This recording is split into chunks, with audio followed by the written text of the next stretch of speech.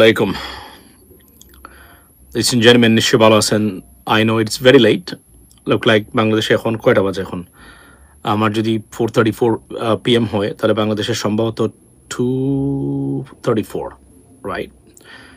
নিশ্চয়ই ভালো আছেন সবাই। আজকে প্রথমে বলি যে সোশ্যাল মিডিয়ার উপরে গায়েবী আক্রমণ বা সেই পতিত সরকারের সময় আমরা যেগুলো ফেস করেছিলাম সেগুলো এখন চলছে সোশ্যাল মিডিয়াতে আবারও। এবং ফেসবুক আসলেই ভেরি ফ্রাজাইল একটা platform. So thanks to Allah that আমি যে অবশেষে একটা সিদ্ধান্ত নিয়েছিলাম যে একটা ইউটিউব চ্যানেল খুলে রাখবো আমার কথা বলার প্ল্যাটফর্মের জন্য। And I have it and you guys there, so that's a great thing. So welcome to this live, ladies and gentleman. আজকের সাবজেক্ট হলো যে বাংলাদেশে অনেকগুলো ঘটনা ঘটে যাচ্ছে। এর মধ্যে সবচেয়ে গুরুত্বপূর্ণ যে বিষয়টা সেটা হচ্ছে যে মেট্রো রেলের বিয়ারিং খুলে পড়ে গিয়ে একজন পথচারীর মৃত্যু হয়েছে। সেই ভদ্রলোকের আত্মার মাগফিরাত কামনা করি। এবং এটার সম্পূর্ণ ক্ষতিপূরণ মেট্রো রেল নয়, সরকারকে বা ওই দপ্তরকে দেওয়ার জন্য আমরা দাবি জানাই না। It is must be done. এবং সবচেয়ে আশ্চর্যজনক যে কথাটা সেটা হলো যে এই বিয়ারিং ফলটি 2020 সালে বুয়েটের কর্তৃপক্ষ তারা এই বিয়ারিং ব্যবহার না করার জন্য তারা বলেছিলেন, সরকার শুনে নাই। এবং আজকে আপনি কল্পনা করেন এখানে যদিও এটা হচ্ছে সাবটাজ বা আমি মনে করি কোনো ধরনের নাশকতা আছে কিনা সরকার সেটা খতিয়ে দেখবে, কেননা নাশকতা is a part of the political movement of fallen government like Sheikh Hasina বা পতিত সরকারের একটা মানে এটা একটা তাদের একটা কার্যক্রম এই এই আপনার বর্তমানে সরকার আওয়ামী লীগের। সুতরাং আমি মনে করি এবং এট দ্য সেম টাইম এটা স্বীকৃত একটা পত্রিকাতে খবর হলো যে এই বিয়ারিং ফলটি এটা ব্যবহার না করার জন্য বুয়েট বলেছিল 2020 সালে। তখনকার সরকার শুনে নাই, বিকজ এই প্রতিষ্ঠানগুলা দুর্নীতি, এই প্রজেক্টগুলা দুর্নীতিগ্রস্ত ছিল বিদায় এগুলো তারা শুনে নাই। এবং এটা আমার বক্তব্য নয়, এটা সব পত্রিকাতে আছে, আপনারা গিয়ে দেখতে পারেন, যাচাই করতে পারেন, কল্পনা করতে পারেন বিষয়টা। যে আমি একবার বলেছিলাম যে বাংলাদেশের বিগত সরকারের সময় যে প্রজেক্টগুলো হচ্ছে, বিশেষ করে সরাসরি ইউরোপিয়ান কোনো কোম্পানি বা জাপানিজ কোনো কোম্পানি যদি প্রজেক্ট রেডি না করে বা বানিয়ে থাকে তাহলে এই প্রজেক্টগুলোর উপর আমার আপনার আস্থা নাই। কেন আস্থা নাই? এই ঠিকাদারি প্রতিষ্ঠানের উপর, কারণ এগুলোতে দুর্নীতি হতে পারে। এগুলা 100 বছর বললে 10 বছর পরে এগুলাতে ভাঙ্গন বা ফাটল বা এই ধরনের কিছু দেখা দিতে পারে। এটা আমি বলে রেখেছি, লাইফটা আছে, আমি খুঁজে বের করতেছি এবং নিশ্চিত করে বলতে পারি এই বড় বড় মানে প্রতিষ্ঠানগুলা, নির্মাতা প্রতিষ্ঠানগুলা সারা আর যত প্রতিষ্ঠান বাংলাদেশি প্রতিষ্ঠান কাজ করেছে প্রত্যেকটা প্রতিষ্ঠানের কাজের মান নিম্নগামী এবং এগুলা কোনোদিন 100 নয়, আমার 10 বছর 15 বছর 20 বছরের ভিতর উপরে যাবে না, এগুলাকে আবার ভেঙে ফেলতে হবে। এটা ছিল সবচেয়ে বড় বিপজ্জনক। আরো একটা গুরুত্বপূর্ণ তথ্য যেটা আজকে বের হলো সেটা হলো যে IMF এর ভূয়সী প্রশংসায় বাসছে বাংলাদেশ। কেন? আমাদের অর্থনৈতিক সেক্টরে বা ফিনান্সিয়াল সেক্টরে অনেক ধরনের দুর্নীতি এবং সীমাহীন ও ব্যবস্থাপনা ছিল। 1,25,000 কোটি টাকা এখনো ঘাটতি 25টা ব্যাংকের। আপনি কল্পনা করেন, অর্থাৎ আমাদের অর্থনৈতিক খাতটাকে কিভাবে ধ্বংস করে গেছে পতিত সরকার বা স্বৈরাচারী হাসিনা সরকার। আচ্ছা, thank you so much brother. So তারা এখন trying to fix it, but বাংলাদেশের রিজার্ভ, বৈদেশিক মুদ্রার যে রিজার্ভ বা ফরেন কারেন্সি রিজার্ভের এবং অর্থনৈতিক বিভিন্ন কর্মকাণ্ড এবং পদক্ষেপের কারণে প্রশংসায় বাসছে IMF এর, মানে IMF প্রশংসায় বাসছে বাংলাদেশ। তারা নজিরবিহীন বিগত এমন, অর্থাৎ রাজনৈতিক এই কঠিন পরিস্থিতি মানে পোস্ট পলিটিক্যাল ক্রাইসিস, বাংলাদেশই একমাত্র দেশ যে তাদের এমন নজিরবিহীন বেইল আউট লাগে নাই এবং নজিরবিহীন মানে পদক্ষেপের কারণে দেশের অর্থনৈতিক অবস্থা বা স্থিতিশীলতা বজায় রাখতে পেরেছে বলে প্রশংসা বাসাচ্ছে আমার বাংলাদেশের বর্তমান ইন্টারিম গভর্নমেন্টকে IMF। এখানে বলে নাকি IMF এ যারা কাজ করেন বেশিরভাগই প্রায় ভারতীয়। সুতরাং এখানে কোনো ধরনের খুশি করার জন্য নয়, একদম জেনুইন তথ্যের ভিত্তিতে সাধারণত তারা হিসাব করে দেখেছেন যে এই ধরনের মানে বিপ্লব সাধিত হয়েছে বা বঙ্গুর অবস্থা, রাজনৈতিক বঙ্গুর অবস্থা বা মাঠাল অবস্থার মধ্যে পৃথিবীতে যত দেশ ছিল প্রত্যেকটা দেশের যে পোস্ট ক্রাইসিস যে অর্থনীতি থাকে সেটাতে কোনো না কোনোভাবে কোনো দেশের বেইল আউট লাগে, কোনো দেশের সাহায্য লাগে, ঋণ লাগে, মারাত্মক না হলে তারা শুধু টু পে দা for the necessary commodities or আপনার অফিসার যারা সরকারি কর্মচারীদের, এটা বাংলাদেশ লাগে নাই। এবং উত্তোলন করে বাংলাদেশের এই মুহূর্তে বিগত 25 বছরের ভিতরে নজিরবিহীন রিজার্ভ যেটা আছে এই মুহূর্তে $32 বিলিয়ন। নাও আপনি বলবেন যে ভাই এর আগে তো $48 বিলিয়ন ছিল, $48 বিলিয়ন ছিল, কিন্তু প্রকৃত অর্থে ওইটার সঠিক হিসাবের ভিত্তিতে $48 বিলিয়ন ছিল না। যদি সেই হিসাব করেন এখন এই বর্তমান সরকার, তাহলে বর্তমানে বাংলাদেশের রিজার্ভ হচ্ছে 53 কোটি, মানে অর্থাৎ $53 billion. Just think about that ladies and gentleman. So এই কথাটা আমার বক্তব্য না, এটা হচ্ছে আজকের পত্রিকার খবর এবং সব জাতের খবর। সেকেন্ড খবর হলো, আসসালামু আলাইকুম brother, I am waiting from Saudi Arabia. ও ভাই থ্যাংক ইউ সো মাচ, আপনি ওয়েটিং এত রাত্রে, যদিও আপনাদের সম্ভবত 8 ঘন্টা হলে খুব বেশি রাত হয় নাই, but $2 to $3 billion month of October. Remittance. You're talking about remittance, Mohammed Ishtiaq bhai, I think, right? Shohid bhai, I think so, yeah. So এটা কারা এটার মূল ক্রেডিটর্স আপনারা জানেন? আপনারা এই মুহূর্তে যারা প্রবাসী, যারা বেশিরভাগই প্রবাসী, এখানে বাংলাদেশের মানুষ সবাই ঘুমাচ্ছে, প্রবাসী যারা আছেন আপনারা, আপনাদের বাহিরে, এজন্য আপনারা ভোটাধিকার পেয়েছেন। ভোট দিতে দেন কি না দেন, অন্ততপক্ষে সুযোগ যেখানে আছে, এনআইডি কার্ড, এই সুযোগটা আপনারা গ্রহণ করবেন, কারণ এটা একটা নজিরবিহীন পদক্ষেপ সরকার নিয়েছে। আমরা সবাই বছরের পর বছর এটার জন্য সংগ্রাম করেছি, কথা বলেছি, আপনারা এটা সমর্থন করেছেন, আপনারা কথা বলেছেন। সো এটা আমাদের প্রাপ্য। এখন আমরা চাই আমরা বিদেশি যারা আছি, আমাদেরকে নির্বাচন করতে যেন কোনো বাধা সৃষ্টি না করা হয়, আমরা যেন প্রবাসীরা সরাসরি নির্বাচনে অংশগ্রহণ করতে পারি। এটা আমরা মানে জাতীয় সংসদ নির্বাচনে, এটা আমরা দাবি থাকলো, এটা তারা উন্মুক্ত করে দিকে। এটা যুক্তরাষ্ট্রের মতো দেশে আছে, সুতরাং ব্রিটেনের মতো দেশে আছে, সুতরাং এটা আমরা পারি। আমাদের দেশের যারা এই মুহূর্তে মানে হাউস অফ কমন্সে মেম্বার অফ পার্লামেন্ট আছেন, রুশনান আলী বলেন, আর ইভেন শেখ হাসিনার মেয়ে যে বাগনি চিলুপ সিদ্দিকি বলেন, সবাই বাংলাদেশি পাসপোর্ট আছে। এবং এর মধ্যে শেখ মানে অর্থাৎ চিলুপ সিদ্দিকের পাসপোর্ট তো ভাইরাল, এটা আপনারা জানেন, এটা বর্তমানে অলরেডি পাবলিশ করে দিয়েছে তারা, তার পাসপোর্ট কখন নিয়েছেন, কিভাবে নিয়েছেন, অর্থাৎ she is a dual national citizen. সুতরাং এটা কোনো প্রবলেম এখানে নাই। আমরা মনে করি এটা সরকার করে দেওয়া দরকার, এবং এটার জন্য আমরা we get to fight for it, ladies and gentleman. আর এটা কিছু দুর্নীতিগ্রস্ত রাজনীতিবিদরা তারা চান না। কেন চান না? তারা মনে করেন তারাই এই দেশটাকে নিয়ন্ত্রণ করবেন, বুক বিলাস করে খাবেন। ভালো মানুষ এখানে গিয়ে দেশকে সার্ভ করার পথটা রুদ্ধ করেছেন, শুধু টাকা নিবেন, কিন্তু এই কাজটা করবেন না। এটা হবে না, এটা আমরা মানি না।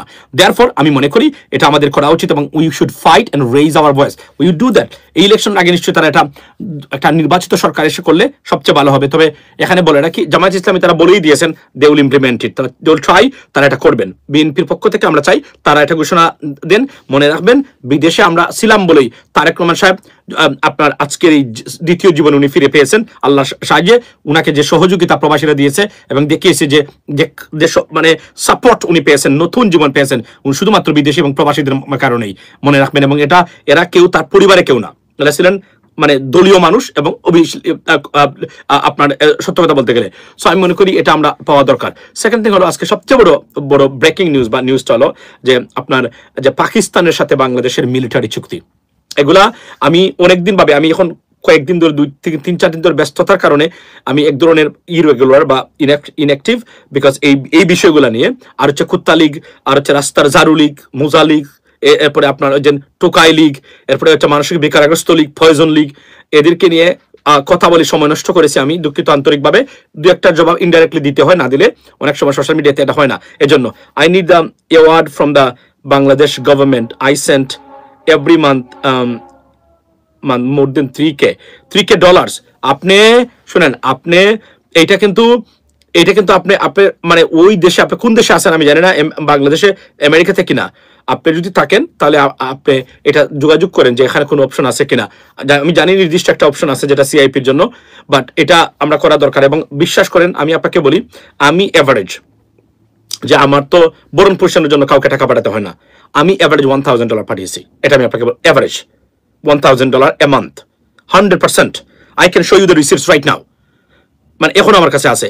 মানে এই যে আমরা মানুষ পাঠাই, কিন্তু আমার দেখেন আমার পরিবারকে বরণ পোষণের জন্য টাকা পাঠাতে হয় না, মানে ওই অর্থে সাহায্য সহযোগিতা, মানে আত্মীয় স্বজন এমনি।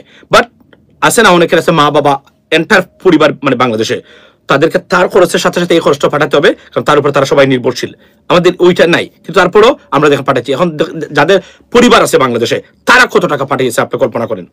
মানে এটাই আমি, সুতরাং এটা আমরা আমাদের এই কন্ট্রিবিউশনসের কারণে, আপনারা জানেন, আপনি যদি যুক্তরাষ্ট্র থেকে হয়ে থাকেন, আমি আপনাকে মানে খবর দিই, সেটা হলো যে আমরা number 1 remittance sender country right now, United States of America এই মুহূর্তে নাম্বার 1 আমরা, বুঝছেন, তারপরে followed by Saudi Arab, best part of birthday, আচ্ছা, সৌদি আরব সহ এরা, তো এটাই হচ্ছে সবচেয়ে বড় বাস্তবতা। আচ্ছা, সেকেন্ড থিং হলো যে পাকিস্তানের, আজকে এখানে একটা জিনিস বলো ভাই, আসিফ নজরুলকে নিয়ে কিছু বলেন।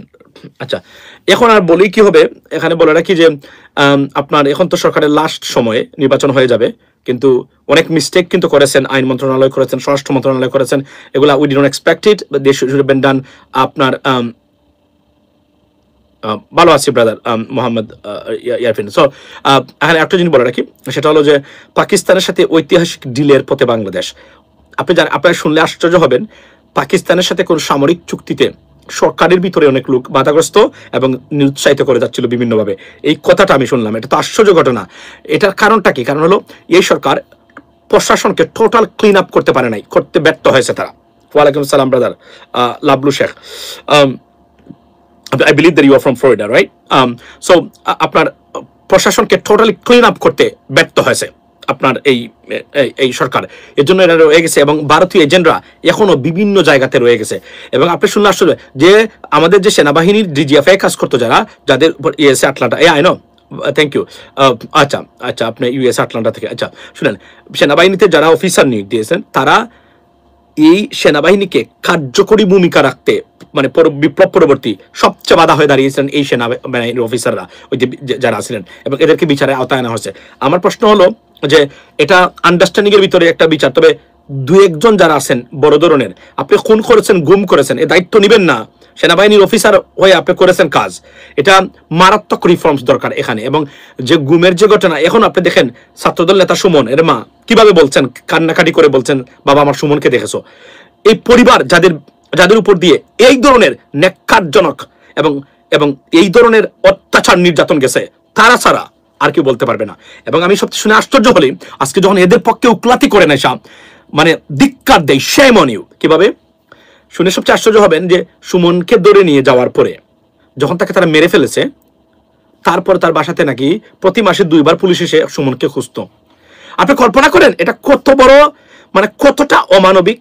আপনি কি একবার কল্পনা করেছেন প্রিয় লেডিস এন্ড জেন্টলম্যান? আপনারা যে খালি বলেন এক একটা বক্তব্য, অনেকে আপনারা না, অনেকে আপনি আমার বলেন যে যার সন্তানদেরকে নিয়ে অলরেডি মেরে ফেলেছে, সাগরে মানে নদীতে নিক্ষেপ করে ফেলছে, তাকে খুঁজতে প্রতি মাসে 2 বার পুলিশ যেত। এটা কতটা মানসিক পীড়াদায়ক, কতটা মানসিক টর্চার, নির্যাতন, অমানবিক, আপনারা কি কেউ কখনো কল্পনা করেছেন? এই বিষয়টা যদি আপনাদের উপর যেত কেমন লাগতো আপনাদের? আপনি আমারে বলেন তো। যে ধরে নিয়ে গিয়ে বলছে, আবার মেরে ফেলেছে অলরেডি, গুম করে নিয়ে, সো প্যাথেটিক, অ্যাবসলিউটলি। এসে বলতেছে সুমনকে কি আপনারা দেখেছেন? এটা তো মানে গুমের যে ডকুমেন্টারি, এই ডকুমেন্টারি গুলাতে এটা প্রতিদিন তারা দেখাচ্ছে। আপনার মতে কি পাকিস্তানের সাথে চুক্তি করা স্বাধীনতা বিরোধী নয়? Of course not, of course not. এটা আপনার ভাই, আমি আপনাদেরকে অনুরোধ করি, আপনি সম্ভবত এই প্রজন্মের মানুষ যেহেতু, I request to please get out of this mindset. এখান থেকে বেরিয়ে আসুন। আপনি আমাকে বলেন তো যে পৃথিবীতে সবচেয়ে ন্যাক্কারজনক যুদ্ধ বা বম্বিং যেটা হয়েছে, সেটা হচ্ছে জাপানের হিরোশিমা নাগাসাকিতে। আপনি আমাকে বলেন তো যুক্তরাষ্ট্রের সাথে জাপানের সম্পর্কটা কেমন? বলেন আপনি। আমাদের দেশে কি যুক্তরাষ্ট্রের মানে ওই জাপানের যা মানুষ মারা গেছে তার চেয়ে বেশি মারা গেছে? Not at all. 30 লক্ষ তো নয়, এটা বড় জোর 3 লক্ষ হবে হাইয়েস্ট, রাইট? এটা একজন মানুষের মৃত্যু তো কামনা নয়, এবং এটা যুদ্ধ লাগলে মানুষ মরে, ইউক্রেনে মরতেছে না? আপনার সব জায়গাতেই যুদ্ধ যখন লাগবে, এখানে মানে হতাহতের সংখ্যা, মানে হতাহত হবে, মানুষ মারা যাবে, পক্ষে বিপক্ষে হবে না? তাই আপনি কি সারাদিন এটা নিয়ে পড়ে থাকবেন?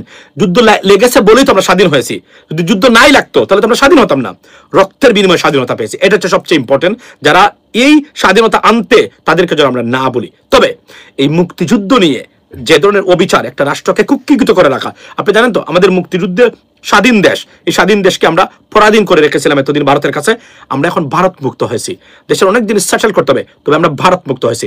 সবচেয়ে বড় জিনিস হলো আমরা একটা স্বাধীন সার্বভৌম দেশ।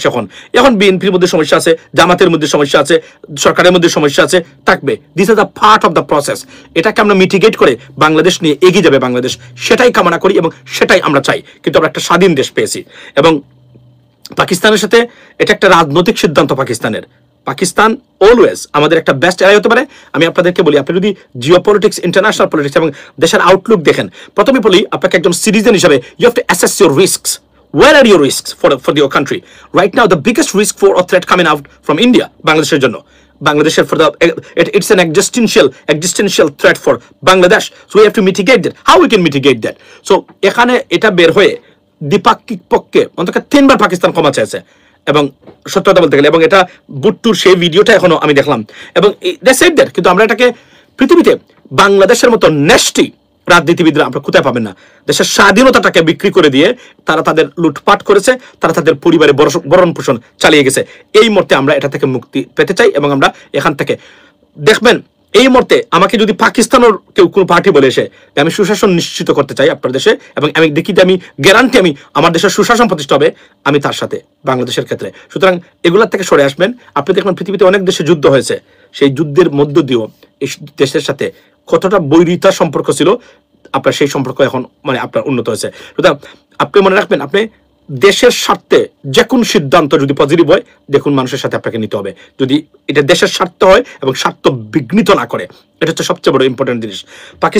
পাকিস্তান খুবই the best ally and protector of Bangladesh right now. কারণ পাকিস্তানের সাথে রিস্ক অ্যাসেসমেন্ট করলে আমরা দেখি পাকিস্তান বাংলাদেশের জন্য কোনো অবস্থাতে কোনো রিস্কি মানে জাতি বা মানে দেশ নয়। এই মুহূর্তে যারা আছে, যারা বলছে আমরা স্বাধীনতার কথা, তারাই সবচেয়ে বেশি এখন আমাদের জন্য বিপজ্জনক হয়ে দাঁড়িয়েছে, এবং সেটা যে কতটা কার্যকরী এটা আমার বক্তব্য নয়, এটা বলছেন ভাই ডিসক্লোজ চুক্তি এবং আমেরিকা এত উৎসাহী কেন বাংলাদেশ নিয়ে একটু বলার জন্য এইসব। আচ্ছা, এর একটা সুন্দর প্রশ্ন করেছেন আপনি যে আমেরিকা কেন উৎসাহী। স্বাধীনতার পর থেকে $8.5 billion United States of America, we got aid from the United States of America. Let's not forget that. The biggest donors and friend, serious development partner, America স্বাধীনতার পর থেকে আজকে what the United States of America, I mean honestly speaking, took out of Bangladesh.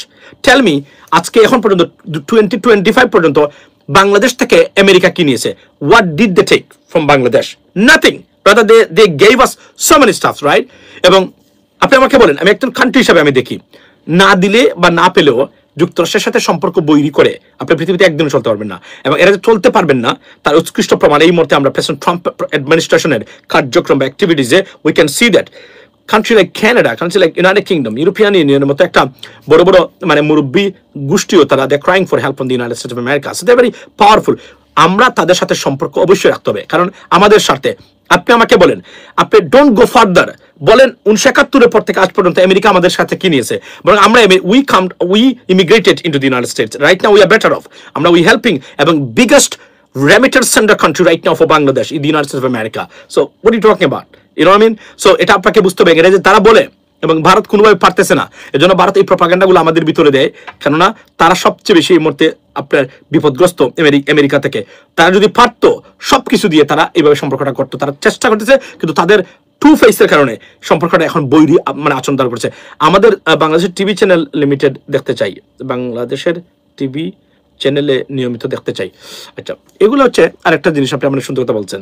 আমি তো অনেক television গেছি এবং নিয়মিত যাওয়ার মানে পাই, কিন্তু সবচেয়ে বড় যে জিনিস হলো এগুলোর জন্য যে বসে থাকা, এই যে সময় মানে কি করা, আবার বলতে হয় এই অনুষ্ঠানে যাইতে চাই বা এই অনুষ্ঠানে, it is like kind of. এবং আমার যে মিডিয়া আছে, আমার যে মিডিয়া সব জায়গায় যাচ্ছে, আপনি দেখেন তো এই ভিডিওগুলো কত জায়গায় আমি দেখি প্রতিদিন। তো আমার বক্তব্যগুলো মানুষের কাছে যাচ্ছে, এটা ইম্পর্টেন্ট। তবে যেটা বলছেন উই শুড ডু দ্যাট, এটা নিয়মিত করা দরকার বলে আমি মনে করি। ইনশাল্লাহ দেখবেন আপনাকে নিয়মিতই।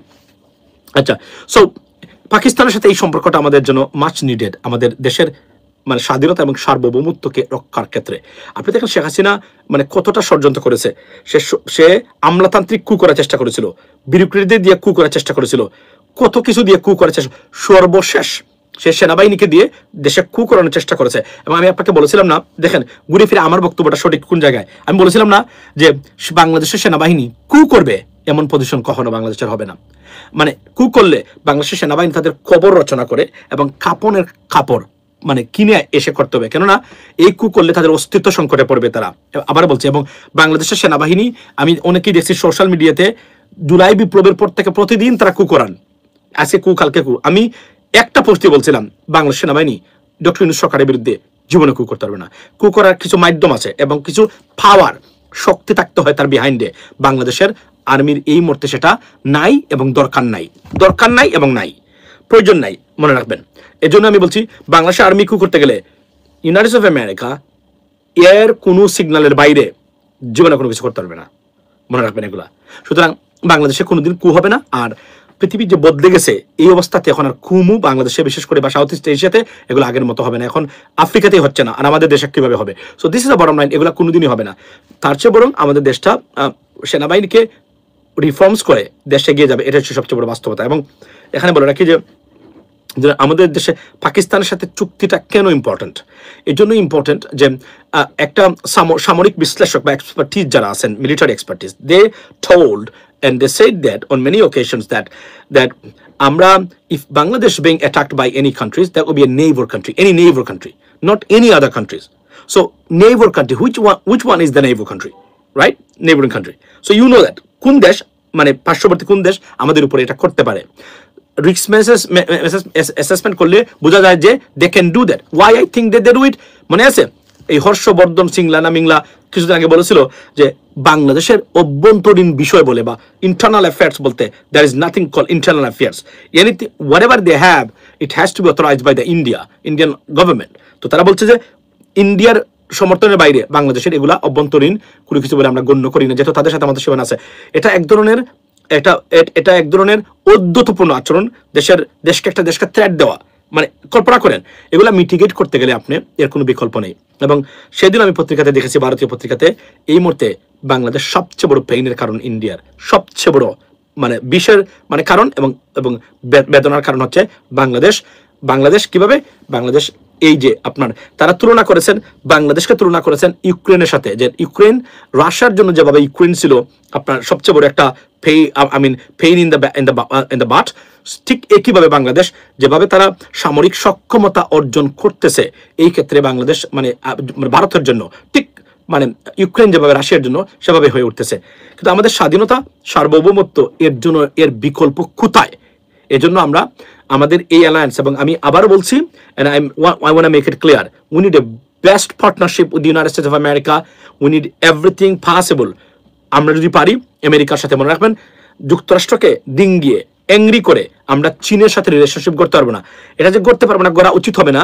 দেখেন 9 মাস আগে আমি যখন বাংলাদেশের বিভিন্ন দলের রাজনৈতিক নেতৃবৃন্দ যখন চীনে ঘন যাতায়াত করেছেন, ফটো দিচ্ছেন আমন্ত্রণে, আমি তখন বলছিলাম বি কেয়ারফুল, বিকজ আমেরিকা যেন কোনোভাবেই এখানে অ্যাংরি না হয়। আমি দেখলাম যে আমাদের ambassador to the US ambassador to Bangladesh, উনি এই কথাটা he mentioned it on so many occasions, even join করার আগেই। সুতরাং এগুলা থেকে মানে ধীরে স্থিরে ইমোশন দিয়ে রাষ্ট্র চলে না। রাষ্ট্র চালাইতে গেলে আপনাকে প্রথমে যেটা করতে হবে সেটা হচ্ছে বাস্তবিক এবং কার্যকরী পদ্ধতি এবং sustainable projects, mechanism, policies adopt করতে হবে, so that you can move on with your policies and for the betterment and welfare of the people of your people of Bangladesh. That's what it is, ladies and gentlemen. So এই জন্য দেখেন আজকে আমাদেরকে অনেক সময় undermine করেন আপনারা, কিন্তু দেখেন যে কথাটা আমি 9 মাস আগে বলেছি এই কথাটা উনি উল্লেখ করেছেন কয়েকদিন আগে। আমাদেরকে সবকিছু করতে হবে, তবে যুক্তরাষ্ট্রকে কোনোভাবে এংরি করা যাবে না। না, প্রশ্ন হলো আপনি বলবেন যুক্তরাষ্ট্রকে আমি এংরি করলে কি না করলে কি, I understand your feelings, but here is the staff, আপনি যদি আপনার দেশকে নিয়ে সাস্টেইনেবল ডেভেলপমেন্ট এবং অগ্রগতি বা অ্যাডভান্সমেন্টে বা প্রোগ্রেস গ্রহণ করতে চান, এর কোনো বিকল্প নেই। Because why that the biggest economic power on this planet, you can not achieve anything by ignoring them or আপনার disconnected with them. So therefore we have to, আমাদেরকে এটা একটা এমন একটা পদ্ধতি গ্রহণ করতে হবে যে পদ্ধতি সত্যিকার অর্থেই বাংলাদেশের এবং above all United States of America is the best ally and the best development partner and friend of Bangladesh. So we should keep it up and keep moving and or keeping the relationship intact, ladies and gentlemen. That's what it is. So এটা নিয়ে কথা বলবে না। তো above all যেটা দাঁড়াচ্ছে সেটা হচ্ছে যে আমরা ভারত আমাদেরকে সমীহ করা শুরু করবে কিছুদিনের ভিতরে।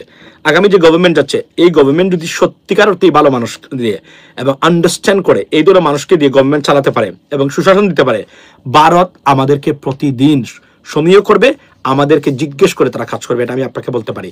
কিন্তু যদি আবারও সেই ডিসফাংশনাল পলিটিক্যাল সিস্টেম হয়, গভর্নমেন্ট হয়, তাহলে তারা আবার মানে এই আপনার গাড়ে চেপে বসবে, এবং এবার যদি বসতে পারে সেখান থেকে আর উঠাতে পারবেন না। কারণ 54 বছরের মিস্টেক এবং কেওস থেকে একটা প্রজন্ম জেন জি জন্ম নিয়ে বাংলাদেশকে আপনার উত্তরণ করেছে, রেস্কিউ করেছে। The question is, can another Gen Z will rise up and protect Bangladesh? this is the biggest debatable issue. এর জন্য মনে রাখবেন, opportunity doesn't knock at your door every day. It may be once or twice in your lifetime. If you fail to avail this opportunity, you'll never be able to get an opportunity, in the future, ladies and gentlemen. That's why, are you Western agent? Very good question. এটা হচ্ছে emotional এবং ignorant question. এটা কোনো জ্ঞানী ব্যক্তির বক্তব্য নয়, মাথায় রাখবেন। আমি দেখেছি আপনারা অনেকেই কোন জায়গায় বসবাস করেন আমি জানি না, তবে মনে রাখবেন যারা স্মার্ট এনাফ, লুক এট মালয়েশিয়ার প্রেসিডেন্ট ট্রাম্পকে গতকালকে যে ধরনের রিসেপশন দিয়েছে, আপনি কি বলবেন মালয়েশিয়া পশ্চিমা দেশের এজেন্ট? আপনি কি বলবেন তারা কি চায়? আপনি শুনলে তো আশ্চর্য হবেন যে মালয়েশিয়ার পতাকা ঠিক যুক্তরাষ্ট্রের পতাকার আদলেই গ্রহণ করা আছে। Go and read the history. সুতরাং আমরা এগুলা, এবং আপনি দেখেন যে এখন কি হয়েছে, আপনি দুবাইতে এবং দুবাইয়ের শেখ প্রেসিডেন্ট ট্রাম্পের সাথে এয়ারফোর্স ওয়ানে he was accompanied by president Trump. Unbelievable ঘটনা, রাইট? সুতরাং এভাবেই দেশকে এগিয়ে নিতে হবে। এবং এই যে আপনি যে কথাটা বললেন, এই কথাটা ভারতীয় নেরেটিভ। এই কথাটা ভারত আমাদের দেশে প্রতিষ্ঠা করে ফেলছে, আমাদের প্রত্যেকটা জায়গাতে। এই কথাটা হচ্ছে রাজাকার, এই কথাটা হচ্ছে স্বাধীনতা বিরোধী।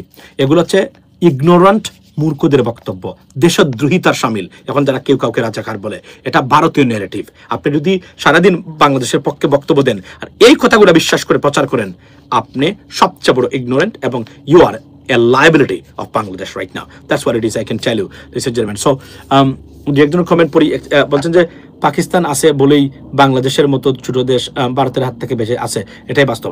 এটা বাস্তব নয়। দিস ইজ দ্য একদম, it is well established fact. যদি পাকিস্তান থাকতো না এরিয়াতে, তাহলে মধ্যপ্রাচ্যের দেশ সহ সবাই ভারতীয় করগে পড়তো, আর অন্যান্য দেশ যারা আছে তাদের করগে পড়তো। আজকে এটা থাকার পরে আজকে আমরা বেটার অফ, এবং আমরা সরাসরি আমাদের দেশ দখল করার চেয়ে তারা এই সরকার, যে উগ্রবাদী সরকার বর্তমানে ভারতে আছে, এরা আমাদের দেশ দখল করে ফেলতো। তারা মনে করে যে কোনভাবেই হোক বাংলাদেশকে নিয়ে নিতে পারলে ভারত স্বয়ংসম্পূর্ণ এবং লুটপাট করা যাবে এবং এই দেশটাকে দখল করা যাবে। শুধু এটা প্রথমে